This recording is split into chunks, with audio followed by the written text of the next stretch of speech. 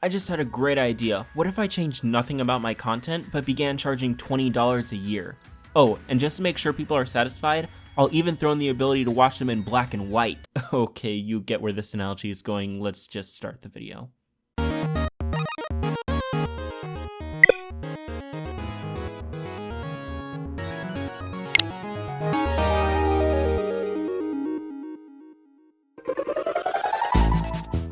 Hey there, I'm Kardino, and today we're taking a look at the wonderful rabbit hole that's Nintendo Switch Online. If there's one thing Nintendo games are synonymous with besides never getting a price cut, it's having a really hit or miss networking service. I mean, who doesn't love playing Mario Kart Online? Seriously, I had fewer connection issues on the Wii U. How did you manage to make the same game worse? Actually, scratch that, I know why, but it's too early in the video for that, so let's just put that on the sideline. Anyway, in this video, I'll be going over Nintendo Switch Online to see just how Nintendo could fix it up. Let's get started. Now, if things were as they should be, I shouldn't really have a lot to say in this subject, but that obviously isn't the case. Like I mentioned before, Nintendo games are great, but tend to kind of fall apart when online play is involved. Now, this has been said several times before by other people, but it's really important, so I'll touch on it here too. Nintendo needs to get dedicated servers, not just rely on peer-to-peer connections. Let me put on my computer geek hat for a second. Basically, let's say we have 3 Switches in a game, and as the game progresses, they're constantly sharing information between each other. But if there's a lag with even one of the Switches, the other 2 have to wait and reshare that data with the first one. So let's say there's 2 guys playing their Switches from home, and another guy is playing on their cellular hotspot. Asshole. That guy's gonna hold up the entire game because more often than not, his Switch is probably going to be momentarily offline and miss what's going on. Plus, since the lagging Switch is sending information even though its game is behind, that guy gets nifty little advantages. That is the problem with this system. On the Wii U and even the Wii, it wasn't too much of an issue because how many people were going to be taking their consoles out of the house? Actually, it was still a problem, but it wasn't nearly as prevalent. With a portable console though, it's a much different story, and having a server would make all the difference. In this situation, everyone is getting their information from one location. So if someone has connection issues, they will be the only one who has dropped frames. And you know what? I know Nintendo knows how this works, because they're already doing it. Let me introduce you to a little game called Tetris 99. Now, in case you aren't a subscriber, this is a battle royale game, so you and 98 other players play competitive Tetris until one player is left standing. It's simple, hard as nails, and annoyingly addictive. But more importantly, this game is the only one Nintendo uses with online servers. Now, if you look this up, there's no official sources confirming this fact, but I have proof. First of all, could you imagine if this game ran on what's essentially a 99-person telephone call? It'd never work. Secondly, in certain networks, like let's say work and university networks, they usually block peer-to-peer connections because it's actually a fairly large security problem. As a result, if you try to play Nintendo games on one of these things, you're SOL. But when you connect to a game with a server, like Tetris 99, you won't have any issues since it's basically like going on a website. So anyway, how can Nintendo fix this system? Just update the code.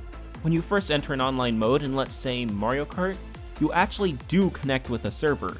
But once it finds a match for you, the server steps out of the way and just lets a new group of systems play among themselves. All Nintendo would need to do to fix this would be to make it so that instead of backing off, the server stays as a point of communication.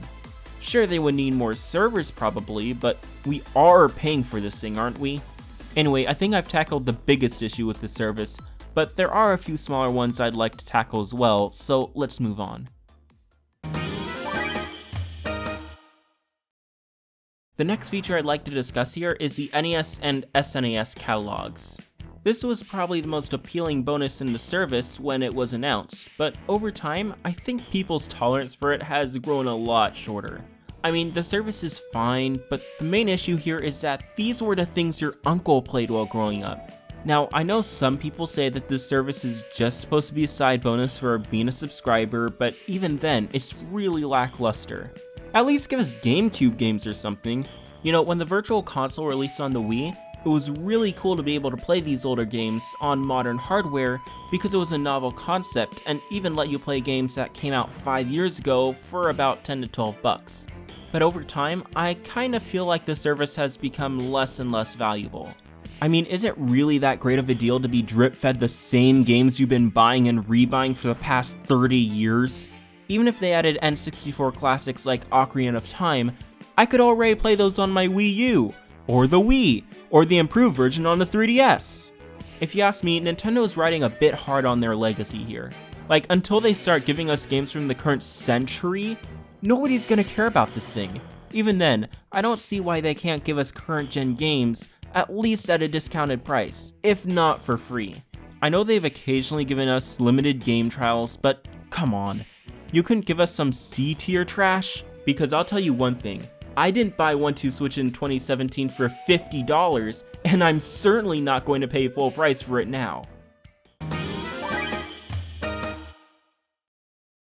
Okay, so I kinda got fired up back there, but I think I'm good now. It just makes me so upset when Nintendo does arbitrary stuff. Did anyone remember this thing exists? Ah yes, a flagship app from Nintendo Switch Online. Basically, this app adds some extra features to certain games, plus allows you to This system is garbage. You know, for what it's worth, I don't mind the idea of it being a companion app. It's quirky, fun, and just screams Nintendo. But then we turn to the primary function of this thing, and it also screams Nintendo, and not in a good way. I don't know who thought this would be a good idea, but it manages to be oversimplified yet complicated at the same time. So in certain games, you can choose to participate in voice chat. When this happens, your phone will give you a pop-up notification saying it's ready to voice chat, and within a few seconds, you're voice chatting online as was foretold by the great Reggie Miyamoto. Until your match ends and you're inexplicably disconnected from the call, so you have to repeat the process over again.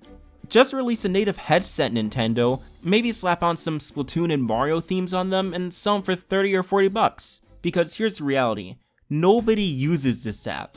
If I want to voice chat, I'll use Discord, or if I'm really desperate, Skype. Heck, you know what I can do instead of using the app? Use my actual phone! So yeah, use native voice chat and focus on adding more companion sub-apps. Maybe you could add one for Mario Maker 2, or Pokemon, or even just a management app. Maybe you could allow us to check our playtime, invite friends, or browse a mobile eShop.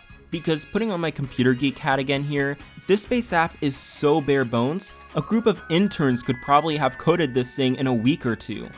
Anyway, we're almost to the end here, so let's just get to our last topics. Okay, so for these last two things, I'm just gonna lump them together. First of all, Nintendo, what's with your non-existent cloud save system? Okay, so you offer them for a few select titles like Breath of the Wild, Mario Odyssey, and Luigi's Mansion 3, but you know what? If something were to happen to my Switch, these games would be the last ones I would worry about. I mean, sure, it would really stink to lose all that process, but in the long run, I could always play them again. Do you know what I would really care about though? The 100 hours I put in Pokemon, the other 100 hours I put into Animal Crossing. What about the near 600 hours I put into Splatoon 2? These are the games people care about. These are the games people put the most time in. And these are the games that for some reason you don't offer backups for? And don't tell me it's to prevent cheating, because people can cheat regardless, as you know full well. If you're that worried about it, maybe allow one backup and recovery per week or something. But come on, at least pay attention to the fact that some of your biggest players are a toilet bowl away from a complete reset. Anyway, with that rant out of the way, let's talk about these special offers. So far, Nintendo has offered a minor discount program, only for 6 months mind you, Tetris 99, and get this, the privilege of buying NES and SNES controllers for 30 bucks a pop. Oh, plus you get some codes for in-game items that no one cares about and could have easily been printed on the back of some McDonald's Monopoly tickets with the same level of enthusiasm from the fan base. Now, I know we as consumers aren't entitled to anything, but even from that perspective, these incentives are really lacking. The biggest one would probably be Tetris 99, but even then you only get 2 modes and the rest is a $10 DLC purchase. Come on guys, this is Tetris we're talking about here.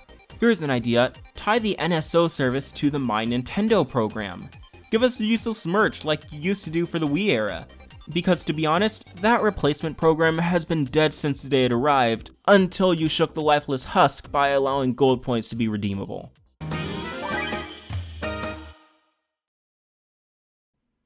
Look, I know, I sound annoyed for a lot of this video, but please understand that I only do it because I know Nintendo can do better.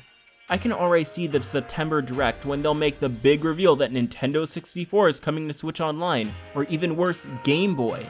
They'll offer a new controller for $30 and Drip PS games for another 12 months, and the interest will dry up even more than it already has.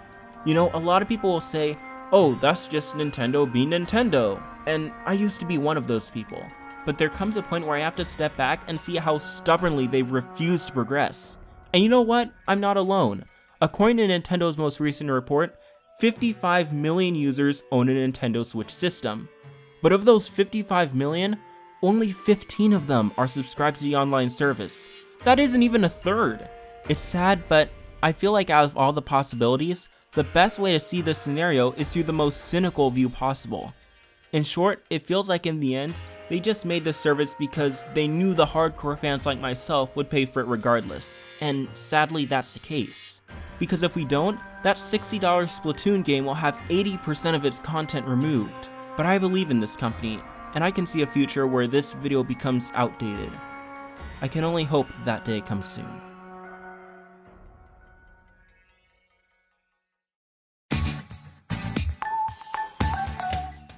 Whoa, I didn't mean for this video to turn out like a rant the way it did. Anyway, be sure to subscribe and leave a comment with your thoughts on NSO. And until next time, thanks for watching, and I'll see you in the next video for something a bit more lighthearted.